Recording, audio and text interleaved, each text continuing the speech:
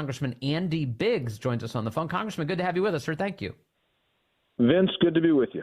And I've got to be honest, this is one of those bills where I'm always honest, by the way, but this is one of those bills where I've been tortured by it because I'm for a TikTok ban. I think getting rid of TikTok, it's a singular poison in the United States. But there are concerns about the legislation. What led you to vote no yesterday? Well, I was iffy. I mean, because you don't want China having any kind of advantage.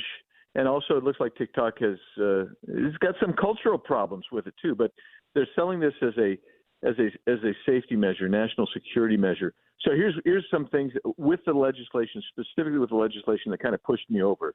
First of all, you're arrogating power to the executive. So it's the president who's going to determine who is the adversary country, right? And then they're going to after he makes that determination, all the information is going to come in a classified appendix. That means we can't even really debate it. Congress loses control to even debate whether we agree with them or not. Second of all, he determines who gets to buy the company if a divestiture is ordered. Yes. So that becomes a bit of a problem for me because let's say, and I don't know because I don't follow TikTok. Obviously, I don't get on it. But let's say that he determines that TikTok is giving bad news about his that the trend is as bad against his administration and his policies. Maybe it's border, maybe it's economy. Well, he could facilitate a purchaser who is going to actually filter information going the other way within the U.S.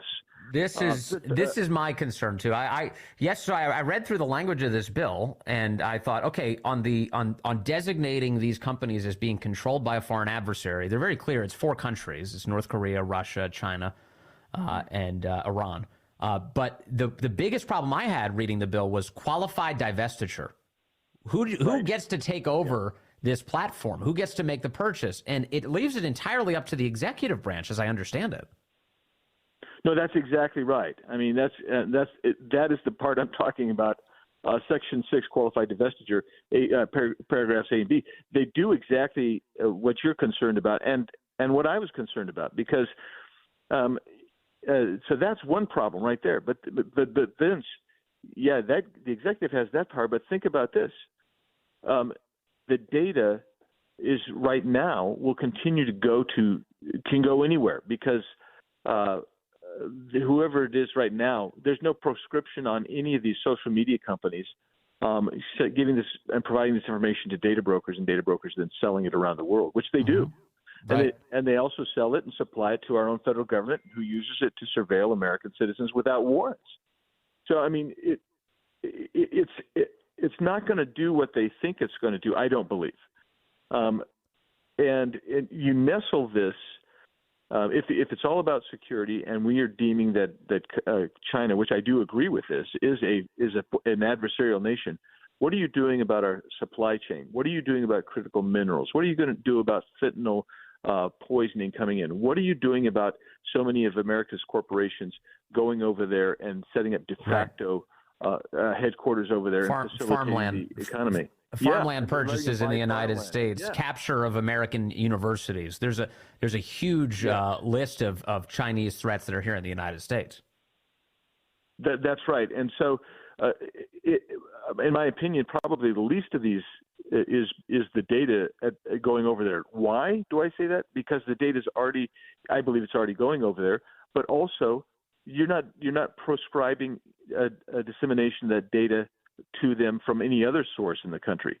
So it needs to be a more comprehensive approach if you're taking it for the national security. If you're taking it from the other thing, which I mean, one of our members put out a piece, lengthy piece about it's a cultural wasteland on TikTok, which I don't disagree with that. I agree with that. But then now you run up with this other notion, which I think David Schweiker from Arizona made a pretty good case for it. I agree with him. Your data is your private property, and so now we're going to. And I would say, as long as you're over 18, I would say, whatever. We could quibble about that, but the point is, you're going to allow the federal government now to become an intermediary between your private property right, which is your data, and your private information. and anybody else in the world. That's effectively what this bill does. Meaning that if the federal government were to step in and ban TikTok, you are getting in the way. I'm not precisely sure what you mean. What do you mean by that? Yeah.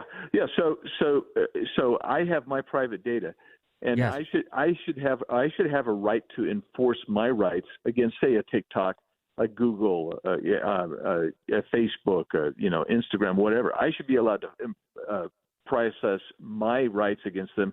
But now you've actually set up an intermediary with the federal government's kind of coming in and saying, well, we're going to mediate that. So you may agree that your private data can go there, but we're going to step in as a federal government. So that's kind of a big brother approach. Do you see what I'm saying? Yeah, I think so. And I've heard some lawmakers kind of make a First Amendment claim, too, that this is upending the ability of Americans to communicate in the platforms that they want to. But it's hard for me to see that argument. I know it's not the one you're making right now, but because what you're dealing with is a Chinese-controlled platform that's already extensively censoring what's allowed to be communicated. It's controlled by the government of China. There's been some argument, I've heard Rand Paul make it, that, well, they don't own it. Yeah, but a major business operating in China is controlled by the Chinese Communist Party. They exist at the pleasure of the Chinese Communist Party. And it has you heard the CEO of TikTok just a moment ago. He's claiming some 170 million users in the United States of America. We're a country just over 300 million in terms of population. If that's the case, that means China is controlling the public square for a huge number of Americans and their understanding of the world around them. I don't disagree with your point that TikTok is controlled by CCP. I just give that to you. I'm going to give you that point, but I'm going to say, isn't it ironic that the people that support banning TikTok because we're giving private individuals making a private choice to allow their information to go to TikTok, and then you're seeing all this feedback. Here's the deal: that same information is going to the federal government. Yeah. Sometimes by compulsion, and sometimes by buying it through third-party brokers. And we allow that to happen, and then they turn around and spy on us. The point is that you get to the point of who owns my private data, who controls my private data. Is it private property, my private property? And if so, then I have rights. I have a bundle of rights in it, and I should be able to enforce those rights.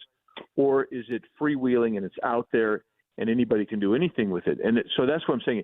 I didn't make this argument because that's not where they went. I felt they were going national security. So let's see what you're doing with national security. You're not doing enough. You're not doing it. This bill doesn't accomplish it. Right. I think the private property argument has got to be addressed at some point because I don't know anybody who thinks that their data, their personal data, is private anymore. They believe it's all been compromised, and so we have to address that.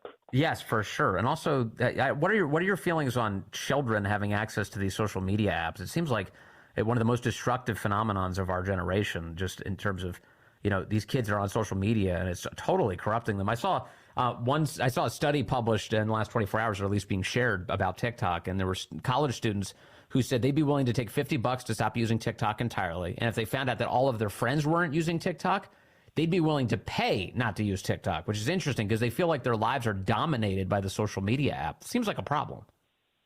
Yeah, I mean, and the stories of addiction are out there, and I think those are compelling stories.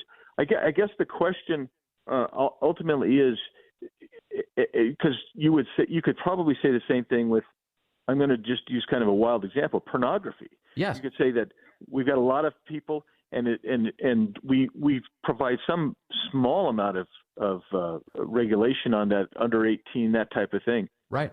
So, and that was one of the things I said, you should use Section 230. By the way, that's a different argument, but you should use Section 230 immediately, and that would help take care of this problem.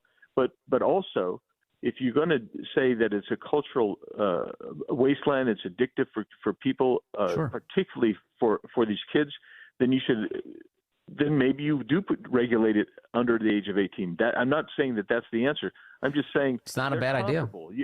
It's not a bad. I mean, I think this social media stuff is way more damaging than even pornography. I mean, 18 and under, access to TikTok at a young age is way more damaging than some kid keeping nudie magazines in a treehouse. I'm convinced of it, and yet we do regulate porn 18 and under.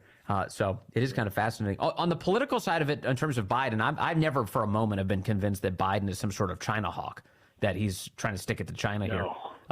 They do seem to have campaign incentives here. I saw the New York Times reported yesterday that that one of the problems for the Biden administration on TikTok is, A, that people are talking about how crappy the economy is on TikTok, despite the White House. They keep lying about that. And the other is, after October 7th, the attack in Israel, pro-Hamas, anti-Israel sentiment has run wild on TikTok and has created a lot of headaches for Biden. And that gets right back to the point, Congressman Biggs, you were making a moment ago.